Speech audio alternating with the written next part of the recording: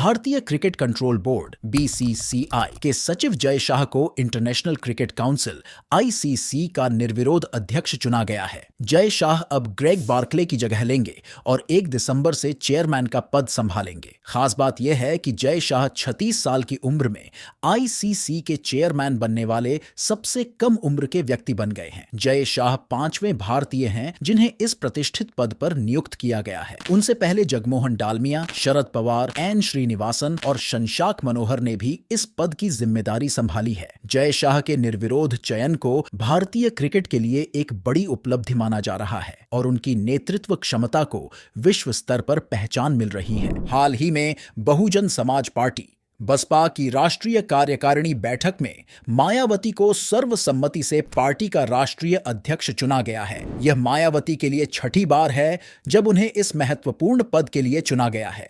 उनके नेतृत्व में पार्टी ने अपने सामाजिक और राजनीतिक दृष्टिकोण को मजबूती से स्थापित किया है। इस बैठक में एक और महत्वपूर्ण निर्णय लिया गया जिसमें मायावती के भतीजे आकाश आनंद को महाराष्ट्र, झारखंड, हरियाणा और जम्मू कश्मीर में होने वाले आगामी विधानसभा चुनावों का प्रभारी नियुक्त किया गया है। दिल्ली शराब नीति मामले में जेल में बंद भारत राष्ट्र समिति (बीआरएस) की नेता कविता को सुप्रीम कोर्ट से बड़ी राहत मिली है। सुप्रीम कोर्ट ने उन्हें सीबीआई और प्रवर्तन निदेशालय (ईडी) द्वारा लगाए गए आरोपों में जमानत दे दी है। यह मामला तेलंगाना में काफी चर्चा में था, जहां कविता पर आरोप था कि उन्होंने दिल्ली की शराब नीति में अनियमितताओं में भूमिका निभाई थी। सुप्रीम कोर्ट ने कविता की जमानत मंजूर करते हुए उन्हें 10-10 लाख रुपए की जमानती राशि जमा करने का आदेश दिया है। इस फैसले के बाद कविता को जेल से रिहा किया जाएगा। कविता सिंह की जमानत से उनके समर्थकों और पार्टी के कार्यकर्ताओं में खुशी की लहर है। उत्तर प्रदेश में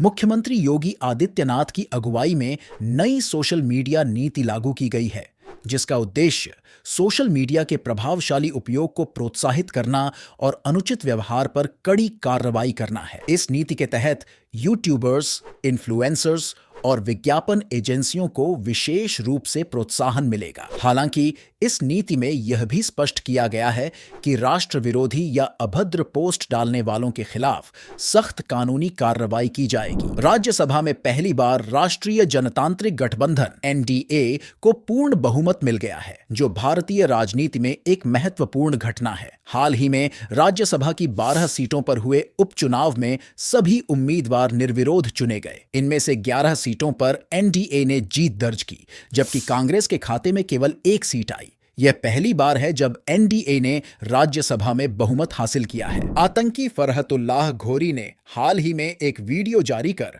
पूरे भारत में ट्रेनों पर हमले का आह्वान किया है, जिससे सुरक्षा एजेंसियां सतर्क हो गई हैं। इस वीडियो के सामने आने के बाद देश भर में सुरक्षा इंतजामों को कड़ा कर दिया गया है।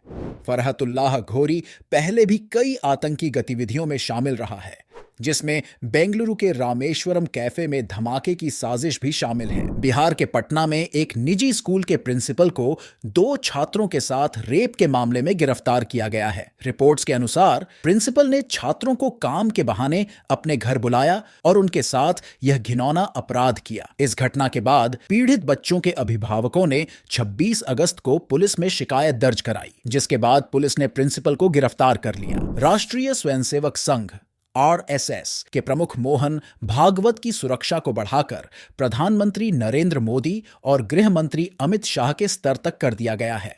टाइम्स ऑफ इंडिया की रिपोर्ट के अनुसार मोहन भागवत की सुरक्षा जेड+ से बढ़ाकर एडवांस सिक्योरिटी लाइजन (एएसएल) कर दी गई है।